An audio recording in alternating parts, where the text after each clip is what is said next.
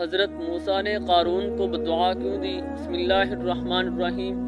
قارون حضرت موسیٰ علیہ السلام کے چچا زاد بھائی تھے۔ وہ بہت مالدار اور صاحب حیثیت تھے۔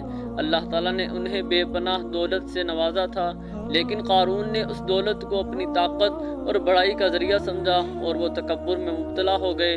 کہا جاتا ہے کہ قارون کے پاس اتنے خزانے تھے کہ ان کے خزانوں کی چابیاں اٹھانے کے لیے 40 طاقتور آدمیوں کی ضرورت ہوتی تھی۔ اس کے باوجود وہ ہمیشہ مزید دولت کی خواہش رکھتے تھے۔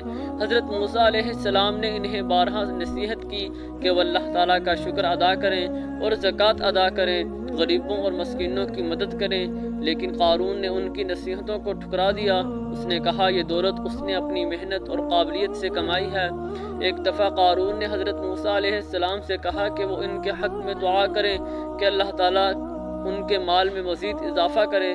حضرت موسیٰ علیہ السلام نے فرمایا کہ اگر اللہ تعالیٰ نے تمہیں اتنے مال دیا ہے تو اس پر شکر ادا کرو اور اللہ کی راہ میں خرچ کرو، لیکن قارون نے ان کی بات نہ مانی۔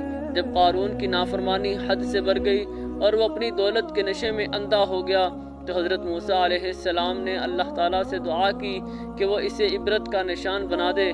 اللہ تعالیٰ نے حضرت موسیٰ علیہ السلام کی دعا قبول فرمائی اور حکم دیا کہ زمین پھٹ جائے اور قارون اس کے تمام خزانے اس میں دس جائیں۔ چنانچہ جب قارون اپنے تکبر میں مست تھا اور لوگوں کو اپنی دولت کی نمائش کر رہا تھا، زمین پھٹ گئی اور وہ اپنے تمام خزانوں سمیت زندہ زمین میں دس گیا۔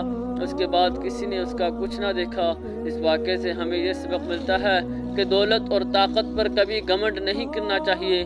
اللہ تعالیٰ کی نعمتوں پر شکر ادا کرنا چاہیے اور ان کو اس کی راہ میں خرچ کرنا چاہیے۔ تکبر اور نافرمانی کا انجام ہمیشہ برا ہوتا ہے۔ قارون زمین میں زندہ کیوں دسا دیا گیا؟ قارون کو زمین میں زندہ دسا دیا گیا کیونکہ وہ حد سے زیادہ متکبر اور نافرمان ہو گیا تھا۔ اس نے اللہ تعالیٰ کی نعمتوں کا انکار کیا اور حضرت موسیٰ علیہ السلام کی نصیحتوں کو ٹھکرا دیا۔ جب اس کی نافرمانی انتہا کو پہنچ گئی تو اللہ تعالیٰ نے اسے عبرت کا نشان بنانے کے لیے زمین میں دسا دیا۔ یہ ایک سزا تھی۔ اس کے تکبر اور نافرمانی کے نتیجے میں اس قصے سے یہ بھی معلوم ہوتا ہے کہ اللہ تعالیٰ کی قدرت کامل ہے۔ وہ جو چاہتا ہے کر سکتا ہے۔ وہ کسی کو بھی لمحے میں نیست و نابود کر سکتا ہے۔ لہذا انسان کو ہمیشہ اللہ تعالیٰ سے ڈرنا چاہیے اور اس کی فرمانبرداری کرنی چاہیے۔